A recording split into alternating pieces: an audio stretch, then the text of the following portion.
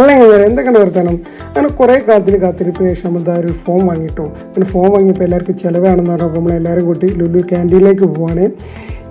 ആ ചീറിപ്പാനാണ് കേട്ടോ നമ്മളെ സൗദി മെട്രോ ഇപ്പോഴത്തെ തുറന്ന് പ്രവർത്തിച്ചിട്ടേ ഉള്ളേ. നമ്മളെ ഫൈനലി നമ്മൾ ലുലുവിലേക്ക് എത്തിട്ടോ. ഇന്ന് ലുലു ആണെങ്കിൽ എന്തായിരുന്നു ഒടുക്കത്ത് തിരക്കും. അങ്ങനെ വണ്ടി നമ്മൾ മൂലൊക്കെ ഇട്ടിട്ട് ഞങ്ങൾ നടന്ന് ലുലുവിലേക്ക് പോവുകയാണ്.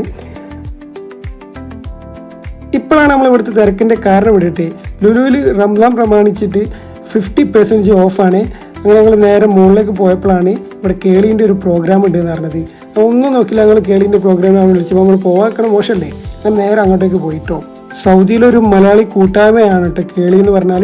ഇവിടെ കുറേ അധികം മലയാളികൾ ഉണ്ടായിരുന്നു. അങ്ങനെ ഞങ്ങൾ ഫൈനലി അങ്ങനെ ബാങ്ക് എടുക്കാൻ സമയമായി. ഞാനും ജിസ്മിയും ഷാക്കിയും അവിടെ ഒരു സ്ഥലം കണ്ടെത്തി അവിടെ ഇരുന്നു കേട്ടോ.